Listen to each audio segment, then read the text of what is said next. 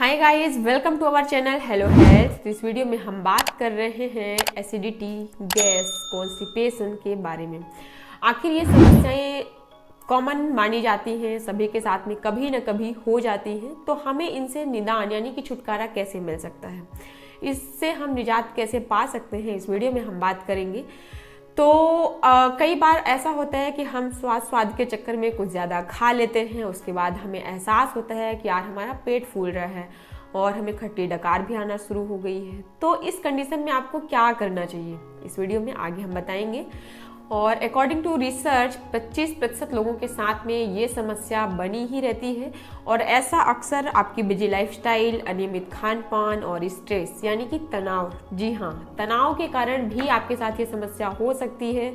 आपका digestion disturb हो सकता है, आपके साथ कॉन्स्टिपेशन की समस्या हो सकती है। लेकिन आपको टेंशन लेने की ज़रूरत नहीं है, क्योंकि हम लेके आए हैं कुछ ऐसी होम रेमेडी जो आपको गैस और एसिडिटी से काफ़ी हद तक निजात दिला सकती हैं, आपको छुटकारा दिला सकती हैं। लेकिन अमूमन ऐसा कई लोगों के साथ में होता है कि जैसे ही उनको एसिडिटी हुई या कि फिर कुछ ऐसी गैस या कब्ज की समस्या हुई, तो जल्दी से ही कोई एंटासिड या चूर्ण या कि फिर कोई टैबलेट लेना स्टार्ट कर देते हैं। तो वो क्या होता है, आपको सडन रिलीफ तो दिला देती है, लेकिन लॉन्ग लास्टिंग नहीं होती है, यानी कि आपको परमानेंट इसका ट्रीटमेंट नहीं दे पाती है। तो हमारे आयुर्वेदा में ऐसा कुछ होम रेमेडी मौजूद हैं जो आपको इससे मतलब कि तुरंत भी आपको रिलीफ दिलाएंगी और काफ़ी देर तक असरदार भी रहती हैं, और इसके बहुत ज़्यादा साइड इफ़ेक्ट भी नहीं होते हैं। तो चलिए हम बात करते हैं कुछ ऐसी ही होम रेमेडीज़ की जो आपके घर में ही आसपास मौजूद होती हैं, आपके किचन में मौजूद होती हैं। आप उसका तुरंत यूज भी कर सकते हैं और गैस, एसिडिटी और कॉन्स्टिपेशन यानी कब्ज से भी आपको निजात मिल सकता है। तो इस स्टेप में है फर्स्ट अजवाइन। अजवाइन का नाम आप सभी ने काफ़ी सुना होगा, बड़े बुजुर्गों से भी सुना होगा। घर में अगर किसी को भी पेट से रिलेटेड कोई समस्या होती है तो सबसे पहले बड़े बूढ़े बुजुर्ग आपको यही कहते सुनेंगे, अजवाइन का पानी पिला दो या अजवाइन दिला दो। ऐसा वो यूं ही नहीं कहते हैं, वाकई में अजवाइन बहुत फ़ायदेमंद होती है आपकी पेट की सेहत के लिए। तो इसका जो सुगंध है वो भी काफ़ी स्ट्रॉन्ग होती है, आपने अगर कभी स्मेल किया होगा तो।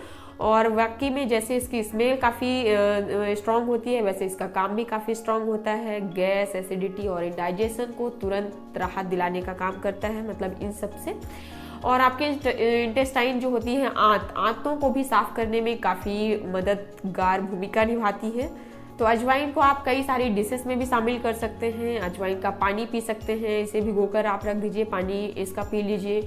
आप अजवाइन को सूखा भी ऐसे चबा सकते हैं। आप अगर रोटियां बना रहे हैं, पूरी बना रहे हैं, तो उसमें भी आप डाल के बना सकते हैं। तो आप किसी भी तरीके से, कैसे भी आपको जैसे सूटेबल लगे आप वैसा कर सकते हैं। और ये फाइबर रिच भी होता है, तो अगर आप इसे अपनी डाइट पर शामिल करते हैं तो आपका मेटाबॉलिज्म स्ट्रांग होता है। कॉन्स्टिपेशन की समस्या जो होती है काफ़ी हद तक दूर हो जाती है, यानी कि कब्ज से जो शिकायत रहती है आपको, वो भी पूरी तरह से दूर हो जाती है। नेक्स्ट होम रेमेडी है जीरा। तो जीरा एक ऐसा मसाला कह सकते हैं आप, मसाले के तौर पर भी तो अपन यूज करते हैं, तो हम सभी के किचन में हमेशा यूज होता है और हमारे जो डाइजेस्टिव सिस्टम है उसमें काफ़ी सुधार करने का भी काम करता है। आपको ब्लोटिंग की समस्या हो, इंडाइजेशन की समस्या हो, गैस की समस्या हो, सभी को दूर करने में काफ़ी हेल्प करता है।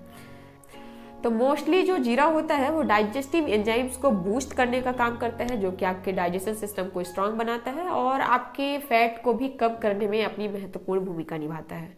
अब इसमें नेक्स्ट स्टेप है हींग का। तो जर्नल ऑफ एंथ्रोफार्माकोलॉजी के अकॉर्डिंग जो हींग होती है, इसमें एंटीस्पास्मोडिक प्रॉपर्टीज पाई जाती है। इसका मतलब ये है कि अगर आपके पेट में ऐंठन है, जलन है या मरोड़ जैसा लग रहा है, तो अगर आप हींग को यहाँ पर अपनी डाइट में या कि उस वक्त जब आपको ये समस्या हो रही है तब शामिल करते हैं, तो आपको तुरंत राहत मिलती है इन कई सारी समस्याओं से, और जो आपका डाइजेशन है वो काफ़ी बेहतर होता है, उसमें काफ़ी सुधार आता है। और अब नेक्स्ट है काला नमक। काला नमक तो एक ऐसा है जो इतना सुना सुनाया ऐसा लगता है, आप हमेशा सुनते हैं कि काला नमक आप अपनी डाइट पर शामिल करिए, काला नमक खाइए तो आपका जो पाचन है वो सही रहेगा। वाकई में ऐसा ही है, अगर आप काले नमक को अपनी डाइट पर शामिल करते हैं तो आपका डाइजेशन सिस्टम काफ़ी स्ट्रॉन्ग होता है। और यहाँ पर जो साइंटिफिक रीजन देखा जाए तो वो ये है, तो काला नमक पीएच लेवल को बैलेंस रखता है और बॉडी के अंदर एल्कलाइन इन्वायरमेंट बनाता है। तो जो ये एल्कलाइन इन्वायरमेंट है ये क्या करता है कि आपकी जो बॉडी है उससे एसिड रिफ्लक्सेस को रोकने में या कम करने में काफ़ी हेल्प करता है। तो काला नमक आपके डाइजेशन को इम्प्रूवमेंट देने में, आपके पाचन सिस्टम को स्ट्रांग बनाने में काफ़ी अहम भूमिका निभाता है। तो ये कई सारी चीज़ें हैं, होम रेमेडीज़ हैं जो कि आपको गैस, एसिडिटी, कॉन्स्टिपेशन या इनडाइजेशन की समस्या से निजात दिलाने में आपकी काफ़ी हद तक हेल्प कर सकती हैं। पर अगर आपको बहुत ज़्यादा सीरियस कंडीशन है, अगर इस क्योंकि गैस, एसिडिटी जितने अपन नॉर्मल लेते हैं उतना होता नहीं है, कभी कभी ये बहुत सीरियस कंडीशन क्रिएट कर देता है। तो अगर आपके साथ ऐसी कंडीशन होती है तो आप एक बार डॉक्टर एडवाइस ले सकते हैं। बट जनरली अगर ये समस्या आपके साथ बनी रहती है तो इसका कोई ट्रीटमेंट नहीं है, परमानेंट इलाज नहीं है कि आप इसे मतलब लेंगे और ये बिल्कुल पूरी तरीके से ठीक हो जाएगा। तो इसे आपको अपने खान पान को सही रखकर ही आप इसे मेंटेन कर सकते हैं। अपने खाने के तरीकों पर थोड़ी सी आपको संयम रखना पड़ेगा।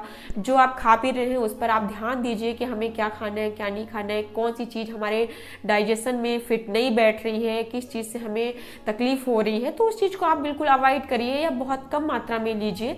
और कम से कम अगर आपको गैस, एसिडिटी से बचना है तो सबसे बड़ी बात यह है कि आप थोड़ी थोड़ी मात्रा में थोड़ी थोड़ी देर में खाएं। पानी आप भरपूर पिए, बस हाँ खाते समय आपको पानी नहीं पिए। अगर आप खाना खा रहे हैं तो उस वक्त आपको ऐसा नहीं है कि बस हमने एक निवाला खाया फिर एक गिलास पानी पिया, फिर मैंने खाना खाया फिर पानी पिया।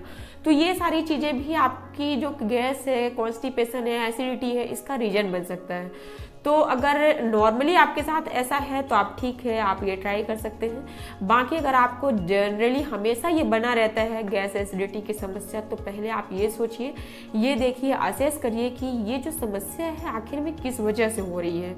तो उस अगर समस्या का जो रीजन है तो अगर ये पता चल जाएगा तो समस्या को रोकने में काफ़ी हद तक आपको हेल्प मिल सकती है। जिस वजह से हो रहा है हम उस चीज़ को ही अवॉइड कर देते हैं, जिस भोजन से हमें ये समस्या हो रही है हम उसी को अवॉइड कर देते हैं।